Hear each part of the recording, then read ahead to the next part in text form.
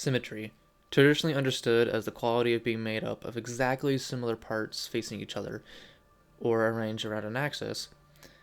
From my interpretation, symmetry alludes to the structured proportions in which everything is in line or in order. Nothing is out of place. It should bring easement without any conflict or difficulty. Something that we can rely on. A familiar pattern, we recognize a shape or visual language we instinctively understand, therefore allowing us to anticipate what comes next. Or at least that's the basic assumption behind symmetry's purpose in our world around us. But what happens when that same order is used to create discomfort? When the precise alignment of shapes, faces, or settings makes us feel watched, trapped, or as though something terrible is about to disrupt that pattern. In horror cinema, symmetry is a tool that can be used for this purpose. Directors can manipulate orderly visuals to unsettle the viewer by presenting perfectly balanced images and narratives meant to disturb. Filmmakers subvert our expectations and tap into something deeper, our fear of the uncanny, the unnatural, and the inescapable. Run. Recently, especially in modern thriller or horror movies, also known as films, depending on how many A24 titles you've name dropped in conversations to impress your friends, I've started noticing a recurring visual technique, whether it's a passing trend or something more deeply embedded in the language of cinema than we realize. Symmetry appears again and again as a tool for conveying unease. And it's not just in the obvious ways, like eerie twin imagery or identical hallways, but also in framing, blocking, and set design that all subtly suggests something is wrong in this ordered world. Looking at a handful of directors who employ this technique, it becomes clear that symmetry often conveys a sense of the uncanny and an imbalance in the natural world or within man-made structures. Combine that with careful sound design, color grading, isolated settings, and highly considered camera movements, and you get a visual language that speaks to isolation, disorientation, and the suggestion of a force larger than the characters we see on screen. Not necessarily physically large, but in its overwhelming, incomprehensible presence. Many of the examples I've noticed come from A24, Blumhouse, Focus Features, and other studios typically known for supporting visually experimental or indie-style horror films, from Robert Eggers' surreal and claustrophobic The Lighthouse to Ari Aster's sun-dressed nightmare Midsummer, and of course, obviously, Stanley Kubrick's masterfully disorienting The Shining. This technique threads through the decades of horror cinema. All right, have it your way. I like your cooking. In The Lighthouse, cinematographer Jaron Blasky, a frequent Robert Eggers collaborator, uses symmetry not to comfort but to suffocate. In the film's nearly square 1.19 to 1 aspect ratio already creates a boxed-in feel, and the carefully centered shots within the lighthouse's tight labyrinth corridors only heighten that sensation. It's worth noting the dedication Eggers and his team brought to this film in designing and constructing the lighthouse set from scratch on location to allow for precise and practical lighting and shot composition. The symmetry here isn't just aesthetic, it becomes a visual metaphor for the character's descent into madness, with every hallway, every room, and staircase framing them in an unnatural balance. Two men are trapped in a pattern they can't escape. What makes this especially effective is how Eggers and Blasky use moments of temporary harmony only to then shatter it. A character will stand dead center in a frame, flanked by perfectly balanced surroundings, and then something, a sudden tilt, an off-kilter reaction, or a jarring cut breaks that order.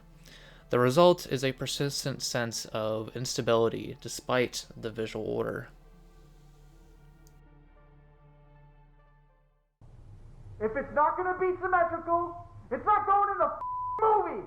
Of course, Symmetry alone doesn't make a sense of eerie or make a scene eerie. One of the clearest counterexamples is Wes Anderson, whose work is famously symmetrical in nearly every frame. Yet Anderson's films, with their pastel color palettes, whimsical narratives, use symmetry to evoke calm, control, and occasionally melancholy, but never dread. If anything, Anderson's use of symmetry leans into the artificiality of film itself, reminding viewers they're in a crafted, safe storybook world. If you're curious about the technical breakdown of Anderson's style, Thomas Flight's excellent video essay does a great job of dissecting it. Definitely recommend any of his future videos. So, why then does symmetry in horror feel so different? It's largely because horror directors disrupt what Anderson builds. Instead of symmetry signaling control and safety, it hints at an oppressive, inescapable system. The order feels imposed, not comforting, something unnatural. Here's Johnny! Stanley Kubrick's The Shining might be the most famous example of symmetry weaponized for horror. The Overlook Hotel, with its impossible architecture, endless, identical hallways, rooms that defy the building's layout, disorients both the characters and the audience. The film's most iconic shots often feature symmetrical compositions. Danny riding his tricycle down the identical corridors, the Grady twins standing side by side in perfect mirroring, and even the hedge maze, a literal symmetrical trap made of nature but shaped by human hands. What makes The Shining symmetrical so unsettling is its subtle imperfection. The twins, for example, while identical, are ever so slightly off in their expressions or the way they hold their hands. The Overlook's symmetry isn't comforting. It suggests uncaring, mechanical environment where human beings are merely pieces of a larger, sinister puzzle. Even the soundtrack, with its atonal drones and jarring musical cues, complements this sense of visual oppression. It's 9 p.m. What do you mean? What do you mean? That can't be right. The sky is blue. Ari Aster's Midsummer flips the usual horror setting on its head by staging most of its horror in broad daylight amidst idyllic Scandinavian fields. Yet despite the brightness, the film's use of symmetry, particularly during the ceremonial sequences, contribute to its oppressive atmosphere. One of the film's most memorable sequences occurs at a long dining table, shot with a single point perspective that draws the eye directly to the center, while Danny sits in a state of detached grief while festivities unfold around her. The film also repeatedly focuses on the symmetrical A-frame temple looming in the background of several key shots. Its centered placement subtly foreshadows its importance, even when characters avoid discussing it outright. Don't come to my house or else I'll suck your dick. Blood. I'll suck your blood. Robert Eggers' Nosferatu continues his signature exploration of visual symmetry in horror, using it not just as an aesthetic, but as an integral part of the film's unsettling atmosphere. Where the 1992 original landed into stark, expressionistic visuals, Eggers' version opts for a subtler, more suffocating sense of balance. Eggers and cinematographer Jaron Blaschke employs centered composition and single-point perspectives throughout the film, often placing characters directly in the middle of cold, symmetrical spaces. Doorways, corridors, and castle interiors feel less like practical sets and more like physical manifestations of the inevitability. The horror emerges from this oppressive order where every frame suggests there's no escape from the carefully arranged claustrophobic world surrounding the characters.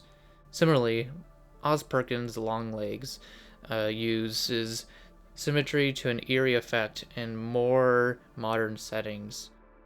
Crime scenes, police offices, and isolated suburban homes are presented with an unnerving visual precision, creating a tension between the expected safety of these environments and the sinister events unfolding within them.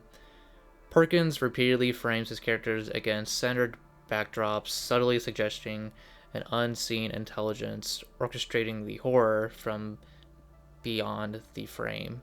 In both films, symmetry implies a larger, malevolent design, one that traps characters within patterns they can neither recognize in time nor break free from.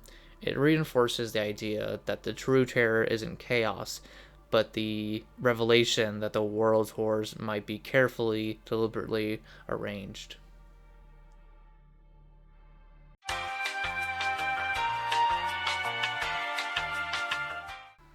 So, what is it about symmetry that makes it so effective in horror?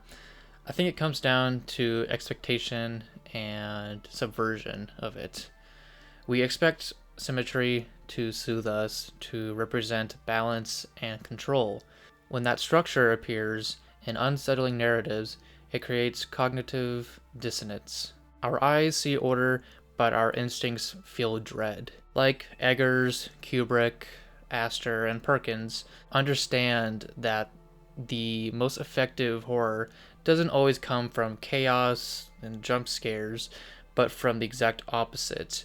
From things being too neat, too orderly, too perfect. Symmetry in this context isn't a sign of safety, but of oppression. It reminds us that forces beyond our control, be they supernatural, societal, or psychological, are capable of organizing the world in ways we can neither escape nor fully comprehend.